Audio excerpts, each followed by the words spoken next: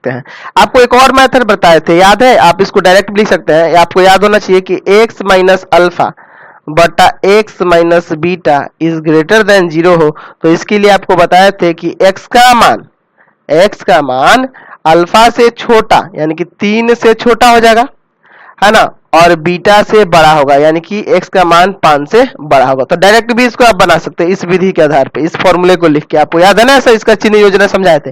या डायरेक्ट ना बना के अभी वाला जो मेथड आप देखे थे फर्स्ट के लिए, उसी मेथड से इसको भी बनाइए, बहुत आसानी से बनेगा। तो फर्स्ट वाला ही मेथड आपको आसान लगेगा क्योंकि आपको ये याद रखना पड़ेगा और ये आपको डायरेक्ट यहाँ से सॉल्व करके पता चल जाएगा।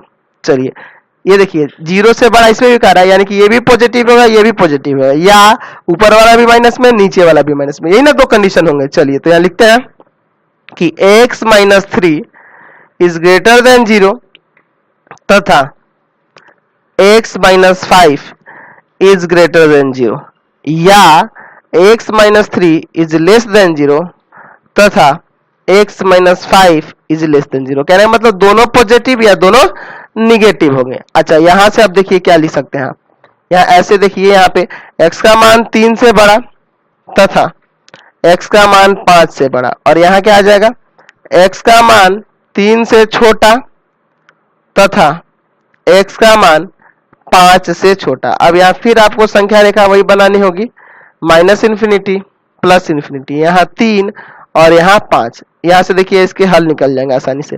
x का मान 3 से बड़ा यानी कि 3 के इधर, x का मान 5 से बड़ा यानी कि यहाँ इसके इधर, यानी कि इस यही ना आपका कॉमन पॉइंट आ रहा है, यही ना आ रहा है, दोनों में कॉमन यही है, यानी कि x का मान 5 से बड़ा।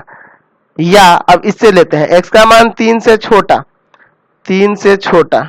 और x का मान 5 से छोटा, यानी दोनों में उभयनिष्ठ ये वाला पॉइंट आ रहा है, यानी कि यहाँ हो जाएगा कि x का मान 3 से छोटा। तो देखिए यहाँ से भी वही आंसर आया और यहाँ से भी वही आ गया ना। चलते अगले क्वेश्चन पे।